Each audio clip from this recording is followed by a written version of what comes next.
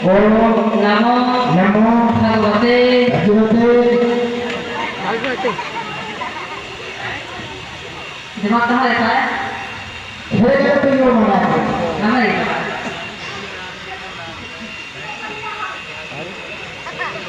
भगवते भगवते वासुदेवाय वासुदेवाय नमः। अब सुनाओ पूरा मंत्र। ओम नमो भगवते वासुदेवाय नमः। ओम नमो भगवते वासुदेवाय नमः। बेटा अब तुम चेला बनो। बढ़िए तो ऐसा गुरु की दक्षिणा दिला दे जल्दी से। अच्छा हाँ चेला का मतलब होता है या गुरु का मतलब होता है? क्यों हम चेला बने ये तो गुरु जी बने ये तो लंबो पद दे दो तो हमें पैसा नहीं दियो। तो आज के संसार में नहीं तो गुरु भी तो है ना ही तो चेला है। चलो बताते चले कैसे। एक गुरुजी का बहुत ही प्रिय चेला था, बहुत सच्चा चेला था। तो गुरुजी ने अपने चेला को अपने पास में बुलाया है और कहा है चेला कि चेला जाओ बाजार, लाओ प्रसाद हरी रोटी चेला।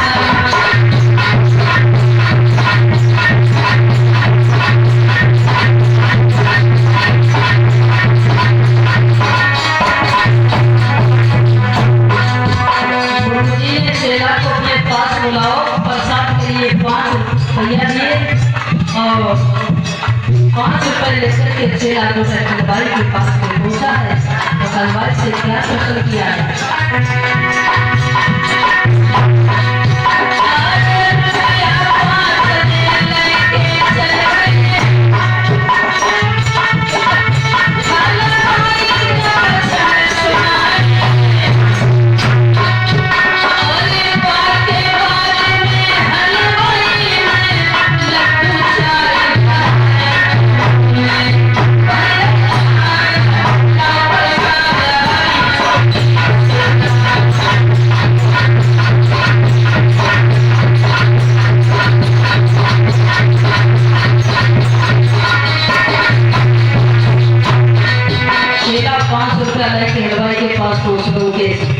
हलवाई ने 5 रुपया से लड्डू कह रहे 4।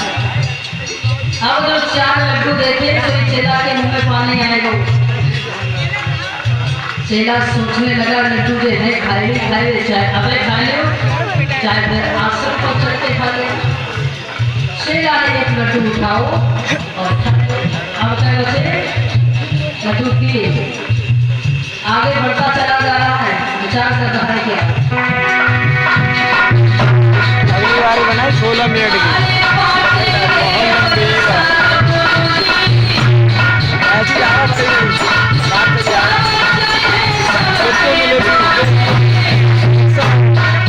बाप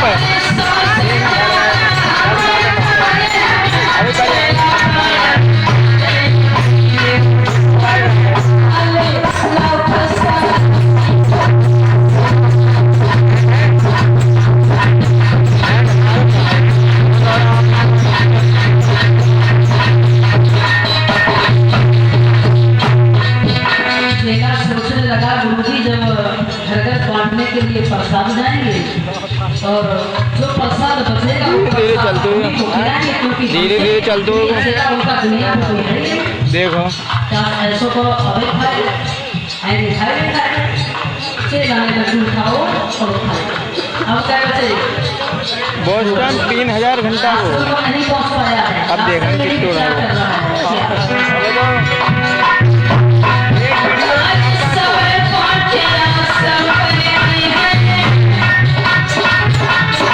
भारत तेरा वीडियो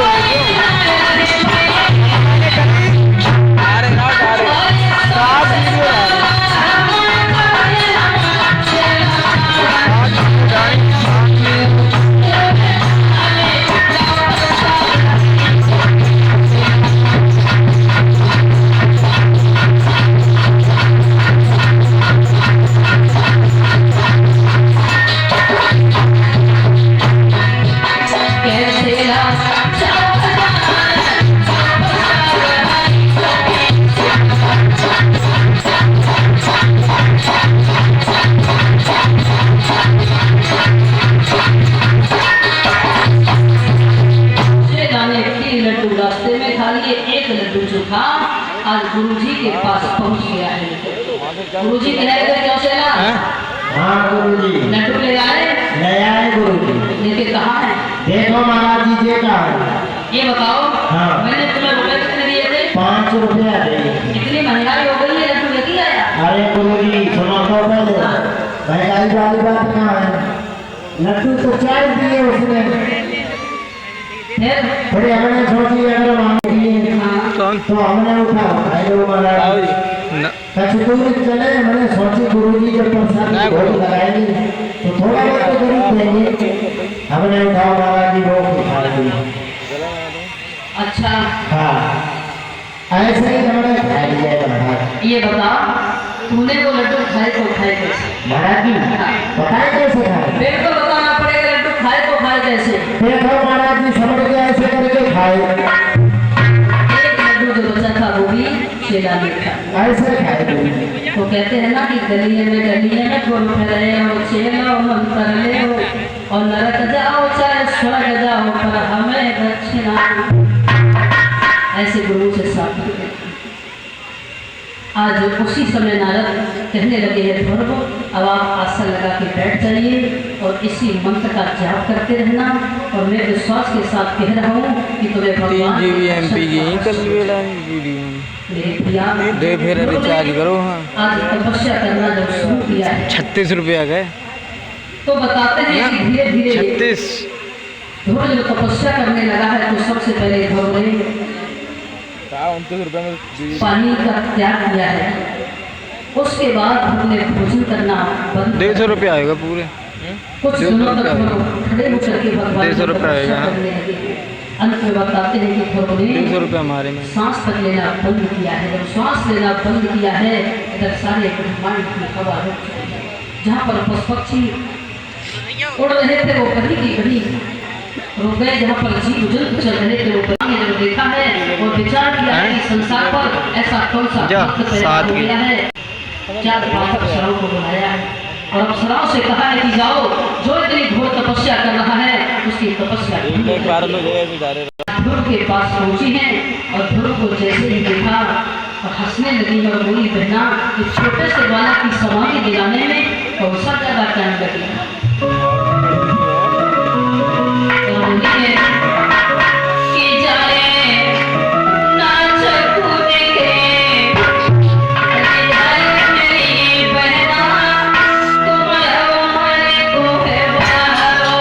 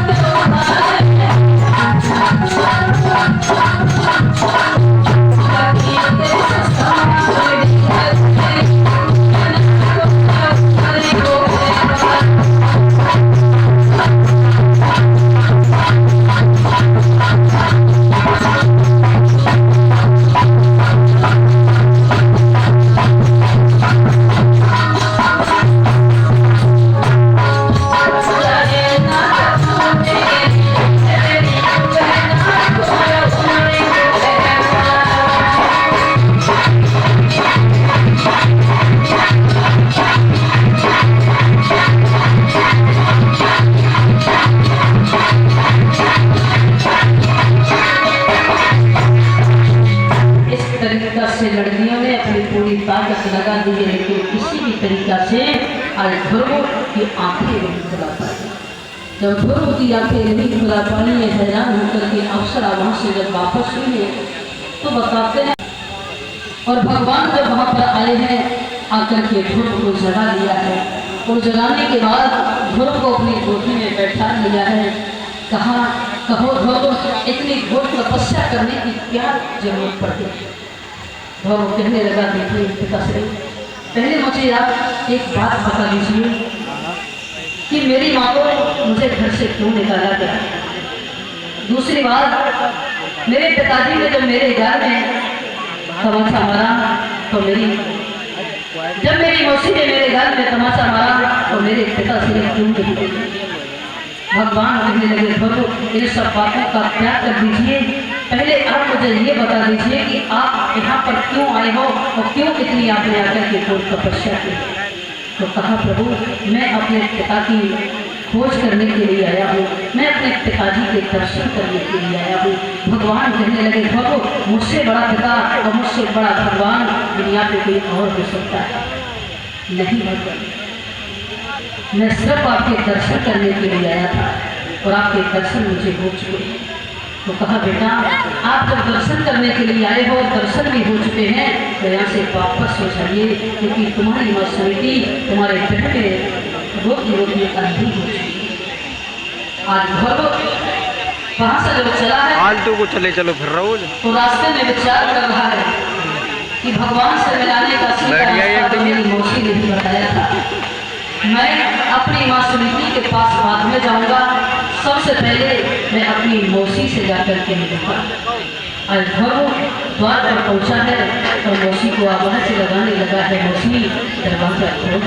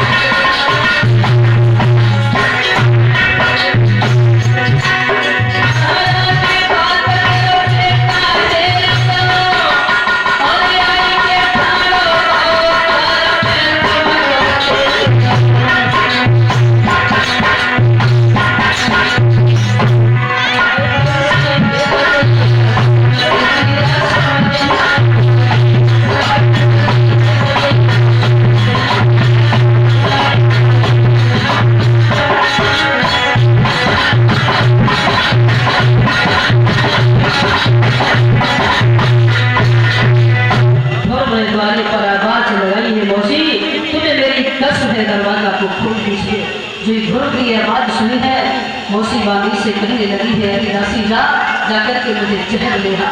क्यों? क्योंकि जिस बेटा को मैंने घर से भगा दिया था, आज वही बेटा मुझे मौसी मौसी करके चिल्ला, मुझे शर्म आती है। दासी कहने लगी, अरे रानी, तब नहीं सोचा तो उसे घर से भगा दिया था और आज तुम जहर मंगा रही हो, शर्मिंदा हो रही हो, ऐसा कम भी क्यों किया जो आज तुम्हें झुकना पड़ रहा है? अपनी मैया मौसी के पास पहुंचा है, पैर छू करके बोला है, मौसी कोई बात नहीं, आपने जो भी किया मेरे साथ में अच्छा ही किया। अगर आप मेरे गाल में तमाचा नहीं मारती तो मैं भगवान के दर्शन करने नहीं जाता। आज मुझे अपने पिता के दर्शन हो गए हैं, इससे बढ़कर के मुझे और क्या चाहिए? बहुत अच्छा किया तुमने मेरे साथ। मौसी से मिलने के बाद ध्रुव जाता है अपनी मैया समिति के पास। क्या देखा है, आज वो माँ जो है अपने बेटा के भय में रोती रोती अंधी हो चुकी थी। ध्रुव अपनी मैया के पास में पहुंच गया है। मैया ने दोनों भुजा बड़ा करके अपने बेटा को छाती से लगा लिया है। कहने लगी, कहो मेरे राज, तुम्हें भगवान के दर्शन हो गए? बोले, हाँ माँ, मुझे तो भगवान के दर्शन हो चुके हैं और मैया बस तुम्हें भी हो जाएंगे। वहीं पर भगवान प्रकट हो गए और कहने लगे धन्य है सुनीति तुम्हारा लाल। इस ध्रुव ने इतनी घोर तपस्या की कि अंत में मुझे वहां पर प्रकट ही होना पड़ा। आज भगवान ने जैसे ही उस माँ की आंखों में भूख भर के मारी है, आज माँ की जैसी आंखें पहले थी आज वैसे ही आंखें थी। भगवान कहने लगे सुनीति मांग ले तू क्या मांगना चाहती है, आज मैं तेरे बेटा से बहुत ही ज़्यादा प्रसन्न हूँ। तो सुनीति कहने लगी भगवान मैं क्या मांगू, अगर आप मुझे देना ही चाहते हो तो जब जब मैं जन्म लूँ तब तक मेरे लिए यही महाराज अवतार पाठ चाहिए और यही बेटा धर्म चाहिए और जन्म जन्म के साथ यही शौक मुझे शहीद चाहिए।